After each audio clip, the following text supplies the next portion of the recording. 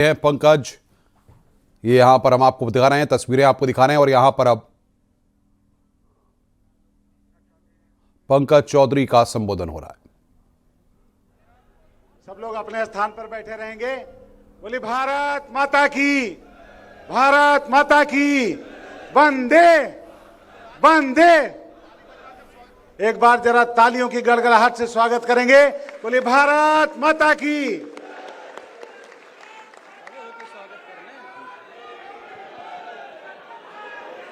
बोले भारत माता की, भारत माता की।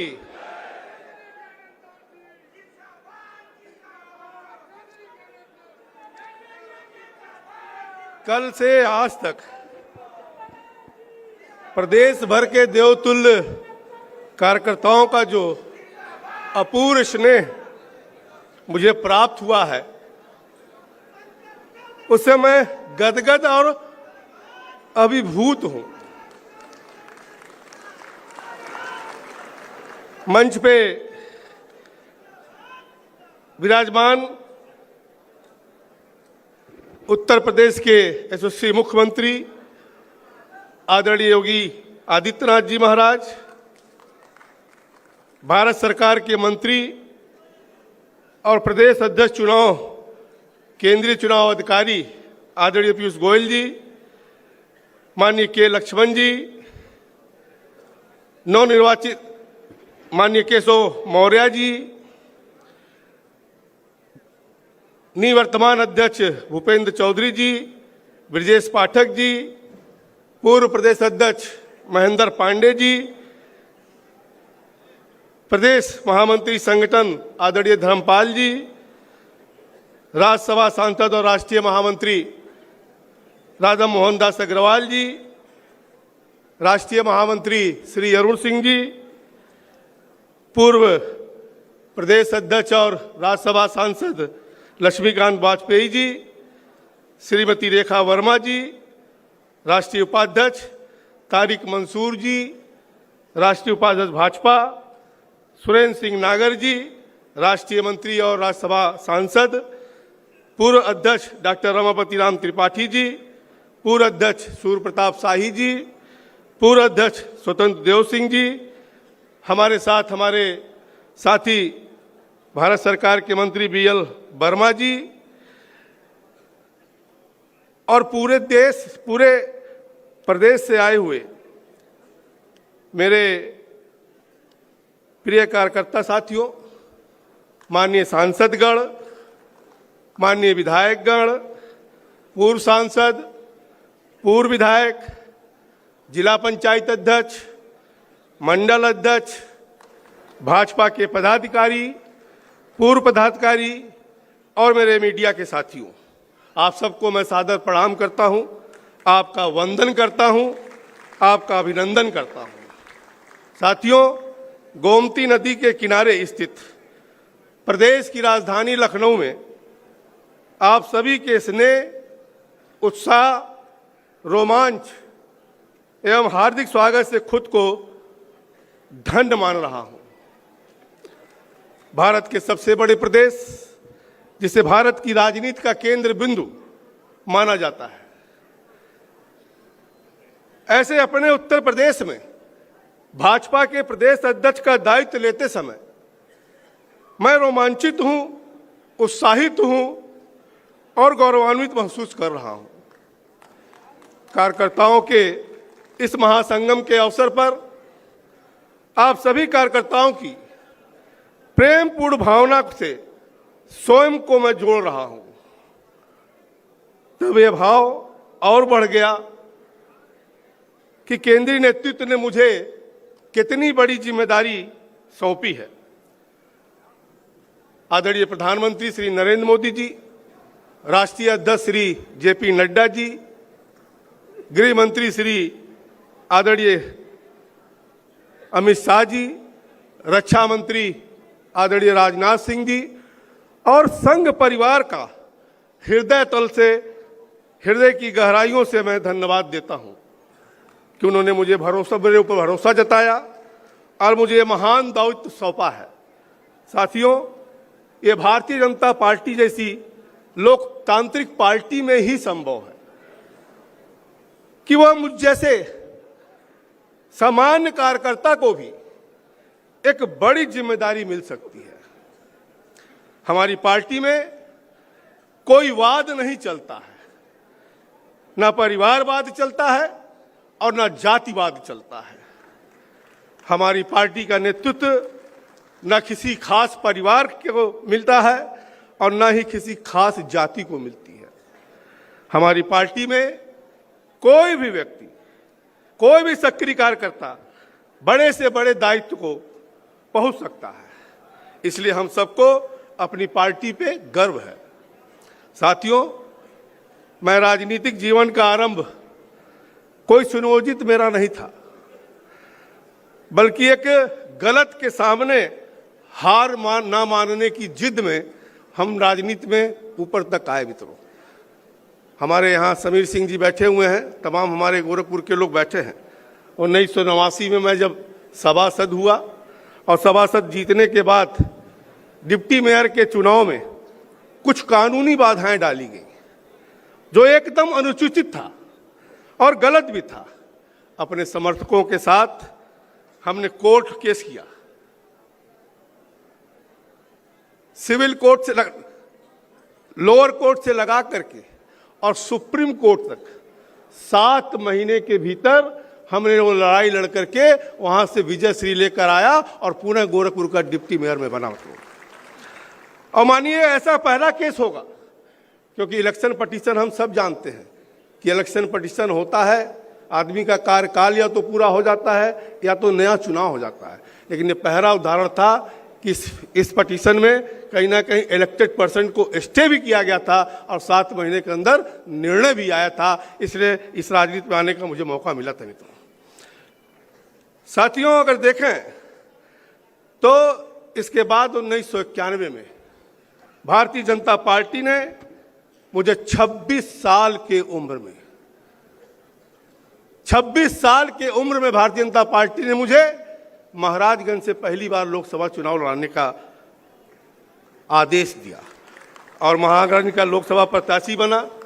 और 1991 से लेके आज चुनाव 1991 और 2024 तक 2024 का चुनाव मैंने महाराजगंज को कभी नहीं छोड़ा और न भारतीय जनता पार्टी को कभी छोड़ा।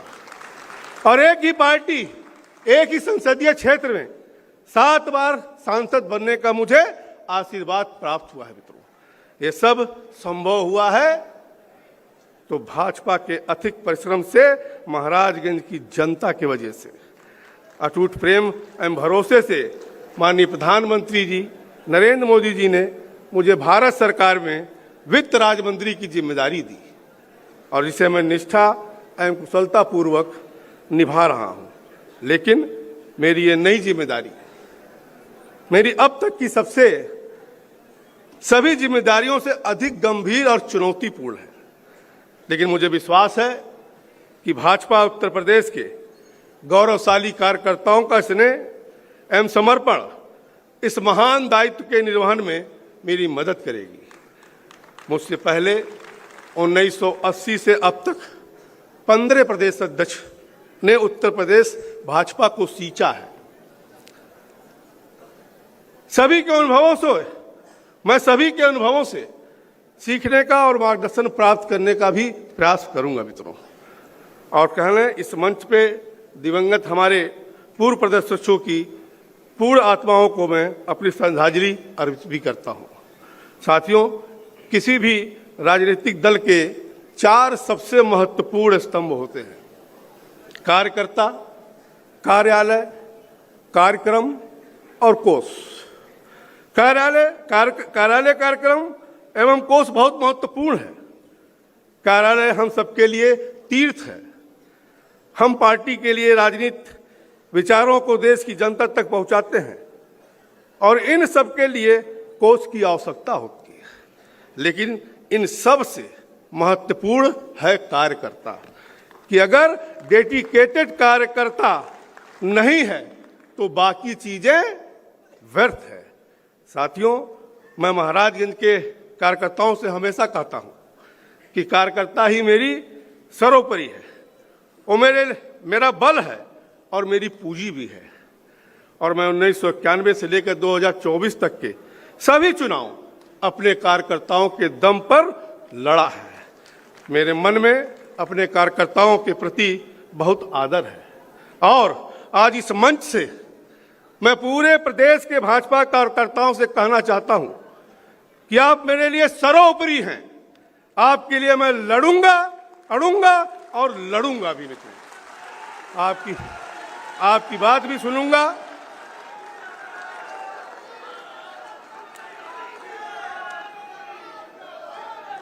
आपकी बात भी सुनूंगा और समाधान खोजने के सारे प्रयास करूंगा। कार्यकर्ताओं से निरंतर संवाद में मेरे 35 वर्ष के राजनीतिक जीवन का अभिन्न अंग रहा है। साथियों, जब आज मुझे यह महत्वपूर्ण दायित्व मिला है तो मैं नेतृत्व शब्द के सही मायने को समझना चाहता हूं और अमल भी लाना चाहता हूं। क्या केवल आदेश देना ही नेतृत्व है? नहीं, मेरे लिए नेतृत्व के मायने हैं बड़प्पन के साथ सबकी बात सुनना और समाधान के हर संभव प्रयास करना होता है। मुझे रूल नहीं करना है, मुझे रूल नहीं करना है, बल्कि रोल अदा करना है। एक समन्वयकारी का रोल अदा करना है, समाधान खोजकर्ता का रोल अदा करना है, एक मुखिया का जो पूरे परिवार को एक साथ लेकर के चलता है उसका रोल अदा करना है। मुझे पूरे उत्तर प्रदेश भाजपा परिवार को एक साथ लेकर के चलना है। मेरे नेतृत्व के मूल मंत्र रहेंगे संगठन, संपर्क, संवाद और समन्वय। संगठन मेरे लिए सर्वोपरि है। संगठन का जो भी आदेश है वो हमारे लिए सर्वमान है। संपर्क और संवाद के माध्यम से संगठन को लगातार मजबूत करना है और पार्टी के विचारों को लगातार जनमानस तक पहुंचाते रहना है। यह अनवरत चलने वाली प्रक्रिया है। आपके और सरकार के बीच समन्वय, आपकी बातें, आपके विचार एवं आपकी समस्याएं सरकार तक पहुंचाने की जिम्मेदारी मेरी है और सरकार की जनहितकारी कार्यों को जानकारी आम जन तक पहुंचाने की जिम्मेदारी हमारी और आप दोनों की है। साथियों, किसी पद पर बैठने वाला कभी भी भूतपूर्व हो सकता है, हो ही जाता है। बस एक कार्यकर्ता ही है जो कभी भूतपूर्व नहीं होता है, जो कभी भूतपूर्व नहीं होता है। इसलिए कार्यकर्ता ही असली पूंजी है और असली ताकत है। हमारी पार्टी का इतिहास बहुत पुराना है। हमारे पास तमाम पूर्व सांसद हैं, पूर्व विधायक हैं, पूर्व पदाधिकारी हैं। मेरा प्रयास रहेगा कि इन सबके राजनीतिक अनुभव का लाभ पार्टी को मिलता रहे और उनके अनुभवों से पार्टी को समृद्ध होता रहे देखना चाहता हूं। आज यहाँ पीयूष गोयल जी ने अभी किस प्रकार से देश की गति बढ़ी है, प्रधानमंत्री जी जैसे काम कैसे कर रहे हैं, उसका जिक्र किया है, उसको मैं दोहराना नहीं चाहता हूं। और माननीय मुख्यमंत्री जी ने भी बताया कि किस प्रकार से उत्तर प्रदेश आगे की तरफ बढ़ रहा है। मैं यहाँ मंच पर उपस्थित सभी आदरणीय स्वजनों से सीखने को आतुर हूं। मैं आप सबसे सीखने के आदरणीय सभी मंच के से सीखने के लिए आतुर हूं और आपसे भी मैं सीखने के लिए निश्चित तौर से आतुर हूं मित्रों। क्योंकि साथियों, जहां तक एक ओर इस जिम्मेदारी से रोमांचित और गौरवान्वित हूं, वहीं दूसरी ओर भावुक भी हूं। यह कल्पनीय पल है। 1989 में पार्षद के रूप में शुरू हुआ यह सफर आज इस पड़ाव तक पहुंचा है और इस पूरे सफर में मुझे शीर्ष नेतृत्व के साथ साथ संघ परिवार का भी भरपूर स्नेह और कहीं ना कहीं मार्गदर्शन प्राप्त रहा है और इस स्नेह और प्रथम पथ प्रदर्शन के लिए संघ के प्रति कृतज्ञ हूं और मैं आशा करता हूं कि आगे भी मुझे यूं ही स्नेह और मार्गदर्शन प्राप्त होता रहेगा। आदरणीय श्री भूपेंद्र जी का प्रदेश अध्यक्ष का 3.5 वर्ष का कार्यकाल विशिष्ट रहा है अपने उत्तर प्रदेश भाजपा परिवार को नई ऊर्जा दी है और मेरा प्रयास रहेगा कि भाजपा परिवार के संगठन को और नई ऊंचाइयों तक ले जाऊंगा। साथियों, 2014 से इस देश के यशस्वी प्रधानमंत्री नरेंद्र मोदी जी ने बागडोर संभाला है और आप सबने देखा होगा, अभी हमारे मुख्यमंत्री जी ने भी उसकी चर्चा किया और पीयूष जी ने भी उसकी चर्चा किया कि 2014 का भारत कैसा था और 2025 का भारत आज कैसा है। अगर आप देखें तो हमने समावेशी विकास किया है। प्रधानमंत्री जी का जो मंत्र है, सबका साथ, सबका विकास, सबका विश्वास और सबका प्रयास, अगर आप देखें, जो पीयूष जी बता रहे थे कि 80 करोड़ लोगों को राशन मुफ्त में दिया जा रहा है, मकान सबको मुफ्त में दिया जा रहा है, लेकिन कहीं ना कहीं समावेशी विकास के साथ साथ कोई भेदभाव करके नहीं दिया जा रहा। जो दीनदयाल जी की अंत्योदय की सोच थी, उस दीनदयाल जी के अंत्योदय को सोच को पूरा करने के लिए प्रधानमंत्री जी उस अंतिम व्यक्ति को उसके आम जीवन में जो आवश्यक चीजें हैं उसको कहीं ना कहीं देने का प्रयास मोदी जी ने किया। मित्रों, गरीब को क्या चाहिए? गरीब को एक मकान चाहिए, मकान में एक शौचालय होना चाहिए, बिजली का कनेक्शन होना चाहिए, पीने के पानी की व्यवस्था होनी चाहिए, गरीब आदमी है तो उसको राशन मिलना चाहिए, बीमार हो जाता है तो दवाई की व्यवस्था होनी चाहिए, गरीब आदमी है तो कहीं ना कहीं उसको सहायता के रूप में किसान सम्मान निधि भी सरकार हमारी दे रही है। और इतना ही नहीं, केवल गरीबों का उत्थान, देश का विकास नहीं किया। आज अगर आप देखें तो पूरे दुनिया में मंदी छाई हुई है, लेकिन प्रधानमंत्री जी के कुशल नेतृत्व में अगर आप देखें तो दुनिया का सबसे तेज गति से बढ़ने वाली अर्थव्यवस्था के रूप में भारत आज निकली है और बहुत जल्द हम कहीं ना कहीं तीसरे स्थान पर पहुंचने वाले हैं। मैं माननीय मुख्यमंत्री जी को भी धन्यवाद ज्ञापित करना चाहता हूं, क्योंकि हम लोग भी उत्तर प्रदेश में थे, जब दिल्ली वगैरह हम लोग जाते थे, जब कोई सुनता था कि हम लोग गोरखपुर के हैं, उत्तर प्रदेश के हैं, तो लोग 2 कदम पीछे हट जाते थे। और भारत सरकार का वित्त मंत्री होने के नाते, राज्य वित्त मंत्री होने के नाते जो मुख्यमंत्री जी ने बदलाव किया है, आज पूरे देश में जाने का मुझे अवसर मिलता है और जब वहां उत्तर प्रदेश के बारे में अच्छी अच्छी बातें सुनता हूं तो मुझे भी गौरव महसूस होता है। मैं माननीय मुख्यमंत्री जी को इस बारे में भी धन्यवाद देना चाहता हूं कि भारत सरकार जो मोदी जी की सोच है अंतिम व्यक्ति तक पहुंचाने की, उन योजनाओं तक, धरातल तक पहुंचाने का काम अगर किया है तो देश में नंबर 1 है उत्तर प्रदेश का। मालूम हमने छवि बदला है।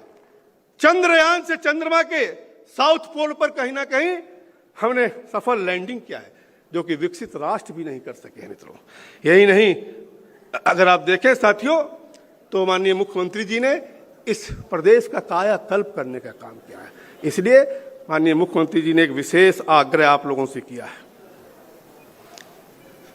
कि SIR और उसका पूरा गुण दोष और कैसे हुआ, कैसे घटा आ रहा है, उसको भी करना है। कहीं ना कहीं अगर आप देखें कि 2027 में जो प्रदेश पुनः भारू मतों से हम लोग जीतने का प्रयास कर रहे हैं और भी मुख्यमंत्री जी ने 2/3 मेजॉरिटी की बात किया है, तो ये सही है कि लड़ाई बूथ पे होती है।